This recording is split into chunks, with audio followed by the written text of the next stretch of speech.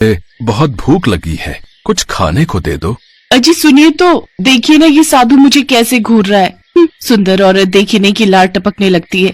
ये सुनकर आलोक गुस्से में बाहर आया और उसने साधु को बहुत मारा। फिर गुस्से में साधु ने कहा, मैं तो बस खाना मांगने आया था, लेकिन तुमने एक साधु के साथ अच्छा नहीं किया। तुझे अपनी सुंदरता पर बहुत घमंड है ना, देखना एक दिन ये घमंड चकनाचूर हो जाएगा।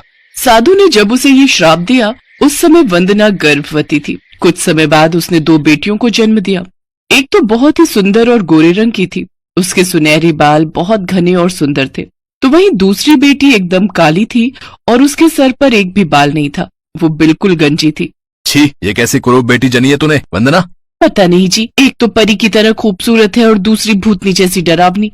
गंजी काली बेटी के जन्म से ही उसके माता पिता ने उसके साथ भेदभाव शुरू कर दिया। उन्होंने गोरी बेटी का नाम रूपरेखा रखा, जबकि काली बेटी का नाम कजरी रखा। वहीं दूसरी तरफ वो साधु जंगल में रहकर ही शिव ध्यान करने लगा। ऐसे ही दोनों बड़ी होने लगी।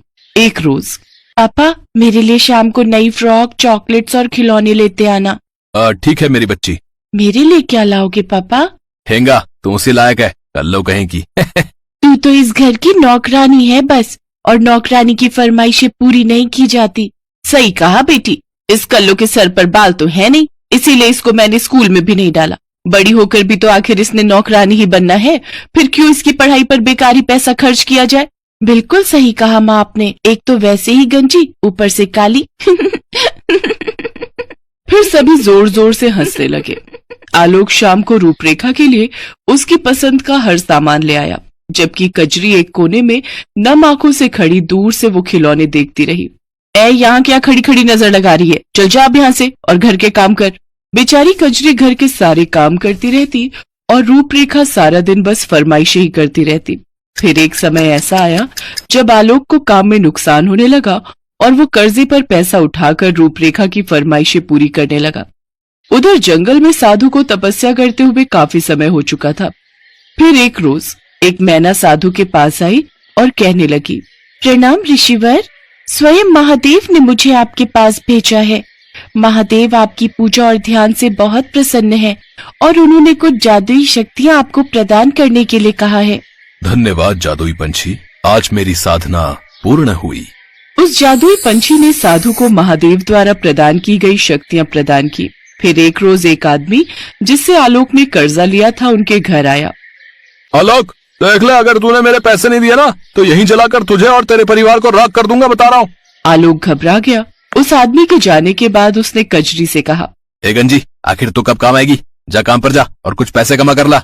कजरी को चक्की पर काम के लिए भेज दिया गया, लेकिन कजरी अभी बच्ची है और चक्की पीसने में बहुत मेहनत लगती है और पूरी मेहनत से चक्की चलाने लगी और पहले दिन 100 रुपए लेकर घर आई। ये क्या, सिर्फ इतने से पैसे हैं? इससे क्या होगा? आलोक ने डंडा उठाया और कजरी की पिटाई करने लगा। एक डंडा कजरी के सर पर जा लगा, जिससे उसके सर पर फफोला आ गया। हाँ, गंजी के सर पर बाल तो आज तक आए नहीं, लेकिन सींग जरूर उगाई। फिर गुस्से में आलोक ने कजरी को भूखा प्यासा बाहर तेज बारिश में खड़ा कर दिया, जिससे उसे सर्दी जुकाम लग गया। लेकिन फिर भी अगले दिन उसे काम पर भेजा गया, लेकिन वो काम नहीं कर सकी, इसलिए मालिक ने उसे धक्के मारकर भगा दिया। रास्ते में लौटते वक्त उसे इस बात की चिंता सता रही थी कि आज वो खाली हाथ घर जाएगी और आज भी उसकी पिटाई होगी। यही सोचकर कजरी जंगल में एक पेड़ के नीचे बैठकर रोने लगी। वो साधु भी वहीं रहता था। उसकी नजर कजरी पर गई और वो उसके पास आया। तुम यहाँ इस जंगल में क्या कर रही हो? कजरी ने उस साधु को सारी बात बताई। उसने अपनी शक्ति से उसे 50,000 रुपए दे दिए। घर आकर कजरी ने वो पैसे आलोक को दे दिए। इतने सारे पैसे देख रूपरेखा का ईमान डोल गया और मौका मिलते ही वो पैसे उसने चुरा लिए। अगले दिन कजरी काम पर चली गई। पीछे से जब वो आदमी अपने पैसे मांगने आया तो आलोक ने उसे पैसे देने के लिए अलमारी खोली, लेकिन उसे वहां पैसे नहीं मिले। गुस्से में उस आदमी ने उनके घर में आग लगा दी और बाहर से कुंडी लगा दी। घर के अंदर वंदना और आलोक तड़पते हुए चिल्लाने लगे। तभी बाहर कजरी काम से लौटी तो उसने पड़ोसियों को बुलाकर अपने माँ बाप को बचाया। उन दोनों के शरीर और चेहरे पर जलने के निशान थे। उन्हें सरकारी अस्पताल ले जाया गया, जहाँ कुछ दिन बाद उन्हें छुट्टी मिल गई। कजरी बेटी, हमें माफ कर दे। हाँ बेटी, मुझे भी माफ करना, हम दोनों ने तेरे साथ बहुत बुरा किया।